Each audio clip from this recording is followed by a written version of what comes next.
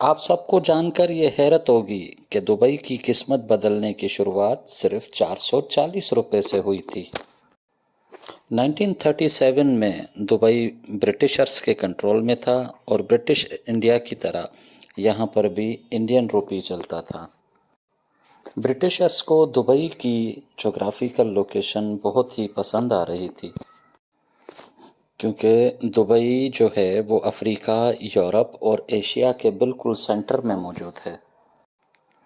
اس کے علاوہ British Imperial year ویز جو ہیں وہ دبئی کے سمندر میں اپنی ایئر بیس بنانے کے خواہش مند تھے، اور دیکھتے ہی دیکھتے انہوں نے دبئی کی گورنمنٹ کے ساتھ ایگریمنٹ سائن کر لیا، اور ان کی فلائنگ بوٹس UK سے دبئی کے سمندر میں لینڈ کیا کرتی تھیں، اور دبئی لینڈ کرنے کے بعد انہیں ریفیولنگ کر کے ایشیا اور برٹش انڈیا کی طرف فلائٹس کو روانہ کیا جاتا تھا۔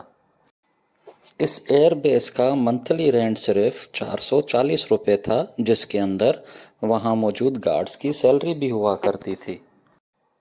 اور کون جانتا تھا کہ کچھ ہی سالوں کے بعد یہ دنیا کا سب سے بزی ایئرپورٹ ہو جائے گا، اور دبئی کی اپنی ایئر لائن دنیا کی بڑی بڑی ایئر لائنز کو ٹکر دینے کے لیے تیار ہو جائے گی۔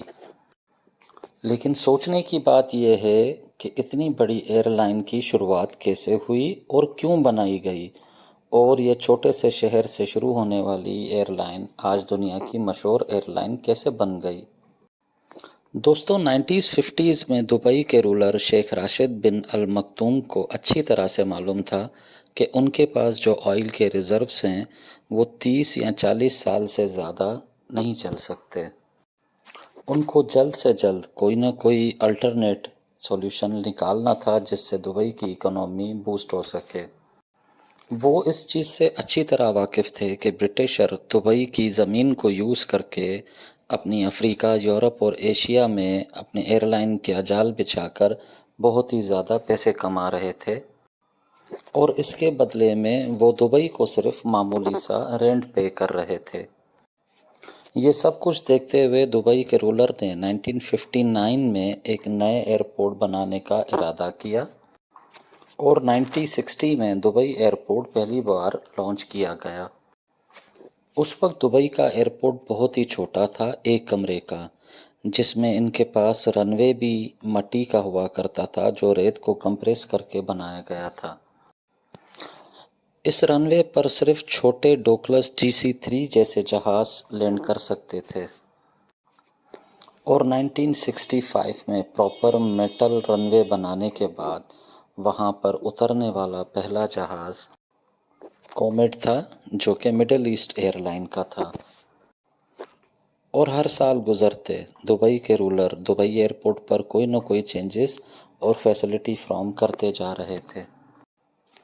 دیکھتے ہی دیکھتے 1969 میں یہاں پر 9 ایئر لائنز نے کام کرنا شروع کر دیا، جو کہ 20 سے زیادہ ڈیسٹینیشنز آفر کرتی تھیں، اور دیکھتے ہی دیکھتے 90s کے اندر دبئی ایک پاورفل اسٹاپ اوور بن کے ابھرنے لگا، اور جہاں پر Air India, Cathay Pacific, Singapore Airline, Malaysian Airline جیسی بڑی بڑی کمپنیاں ریفیولنگ کے لیے رکتی تھیں۔ دبئی سے پہلے یہ ساری ایئر لائن پاکستان کے کراچی انٹرنیشنل ایئرپورٹ پر ریفیولنگ کے لیے رکتی تھیں، اور دیکھتے ہی دیکھتے دبئی نے کراچی انٹرنیشنل ایئرپورٹ کی ساری ٹریفک اپنی طرف ڈائیورٹ کر دی۔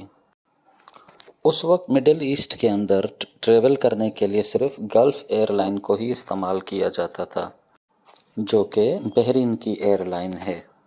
اگر کسی کو گلف کنٹریز میں سے انٹرنیشنل ٹریول کرنا پڑتا تھا تو ان کو پہلے دبئی آنا پڑتا تھا، اور پھر وہاں سے انٹرنیشنل ایئر لائن میں بیٹھ کے دوسرے ملکوں کی طرف جانا پڑتا تھا۔ 90s میں گلف ایئر لائن نے محمد بن راشد المکتوم، جو اس وقت دبئی کے فائنانس منسٹر تھے، ان کو یہ آفر دی کہ وہ صرف اتنا ڈکلیئر کریں کہ گلف ایئر لائن دبئی کی قومی ایئر لائن ہے۔ ایسا کرنے سے گلف ایئر کو انٹرنیشنل روٹس ملنا سٹارٹ ہو جائیں گے، اور دبئی کو بھی اس سے فائدہ پہنچے گا۔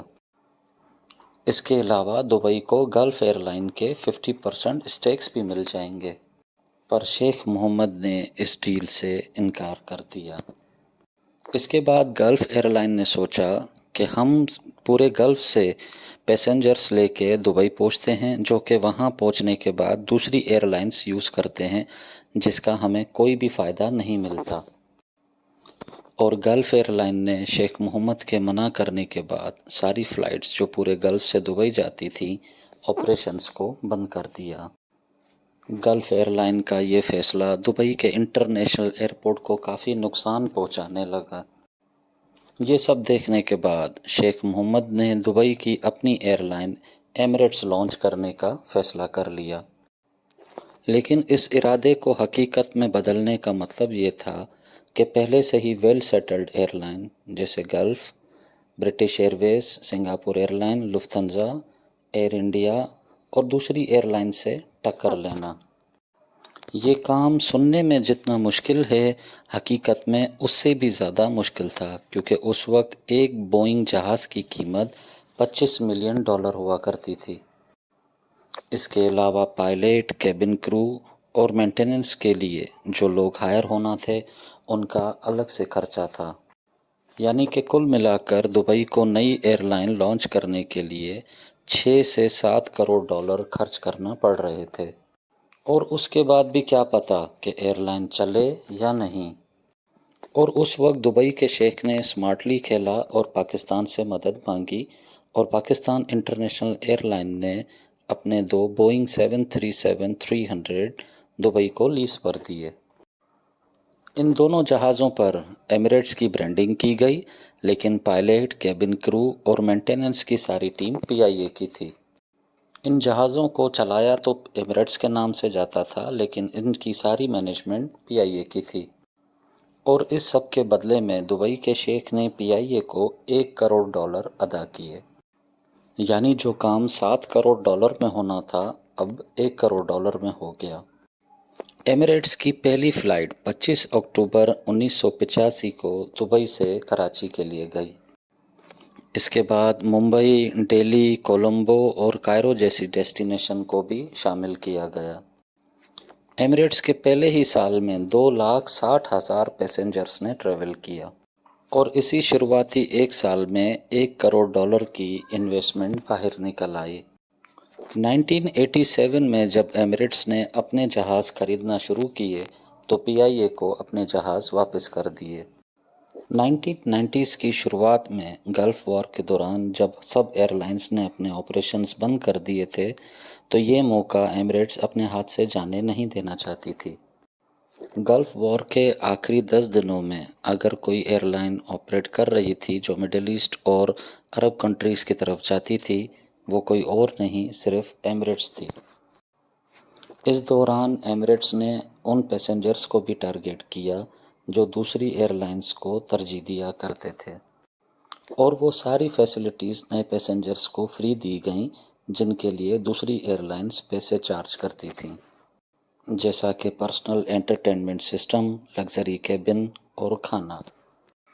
اور یہ چیز دیکھتے ہی دیکھتے ایمریٹس کو ایک کامیابی کی نئی اونچائیوں کی طرف لے گیا، اور آگے چل کے ایمریٹس نے اپنے لوئل کسٹمرز کے لیے اسکائی وارڈ پروگرام بھی لانچ کیا۔ دیکھتے ہی دیکھتے دبئی کی بڑھتی ہوئی ڈیمانڈ نے بھی ایمریٹس ایئر لائن کی منافع کو اور پاپولیرٹی کو 4 چاند لگا دیے۔ بلکہ ہم یوں بھی کہہ سکتے ہیں کہ دبئی کی پاپولیرٹی کے پیچھے بھی ایمریٹس کا ہاتھ ہے۔ وہ یوں کہ دنیا میں سب سے زیادہ فلائٹ میں یوز ہونے والا route Europe to South East Asia اور آسٹریلیا ہے۔ اگر یورپ سے آسٹریلیا کی مثال لی جائے تو یہ ایک دوسرے سے 14,800 کلومیٹرز دور ہیں، اور یہ اتنا بڑا ڈسٹینس ہے کہ کوئی بھی فلائٹ ڈائریکٹ اس کو کور نہیں کر سکتی۔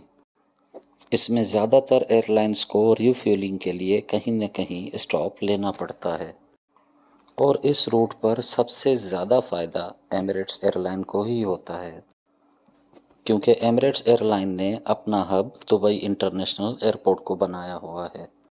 دوسری ایئر لائنز کو جہاں ایئرپورٹ پر اسٹاپ اوور کرنے کے لیے فی پے کرنی پڑتی ہے، وہیں ایمریٹس ایئر لائن اپنے پیسنجرز کو دبئی میں اسٹاپ اوور دے کر نہ صرف اپنی کوسٹ بچاتی ہے بلکہ پیسنجرز کو کمپیٹیٹو ریٹس پر ٹکٹ سیل کر سکتی ہے۔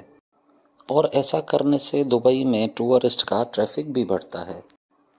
آفٹر آل لوگ آگے جانے سے بہتر دبئی میں 1-2 دن اسٹے کرنا بھی پسند کرتے ہیں۔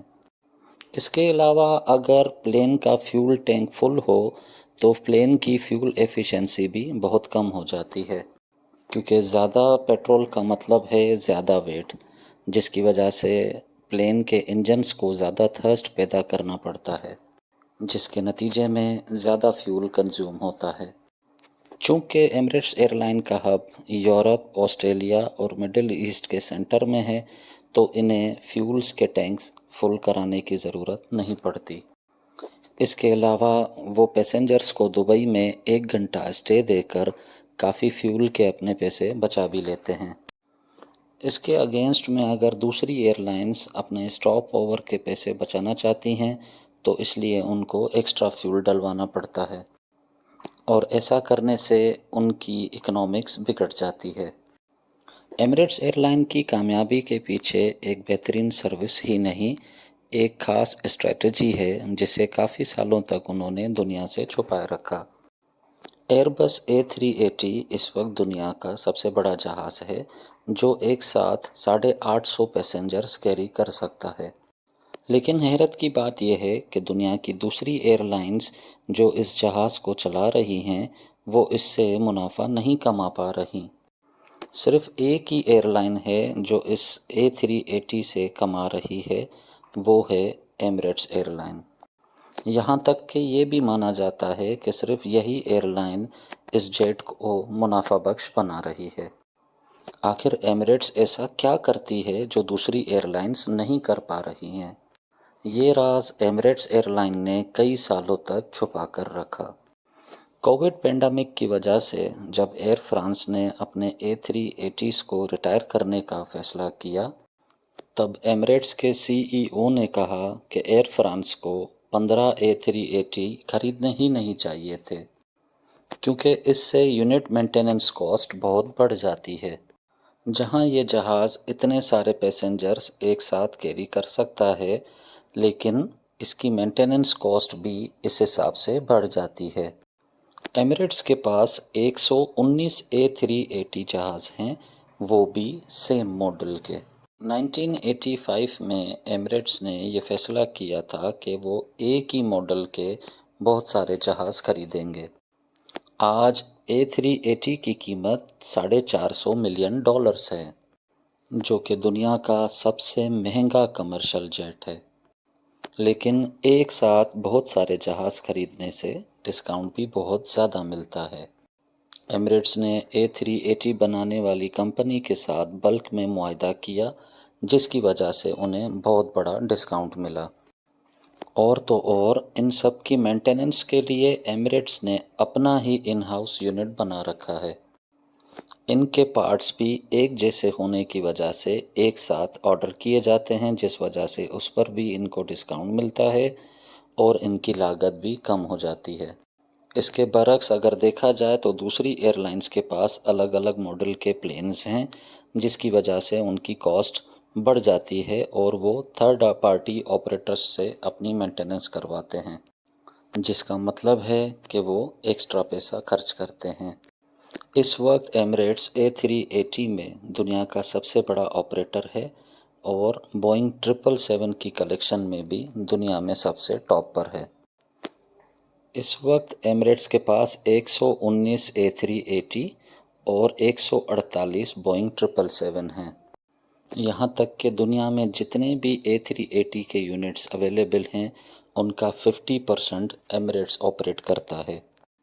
اس وقت یہ مڈل ایسٹ کی سب سے بڑی، پیسنجر پر کلومیٹر کے حساب سے دنیا کی چوتھی اور ٹن کلومیٹر کے حساب سے دنیا کی دوسری سب سے بڑی ایئر لائن بن چکی ہے۔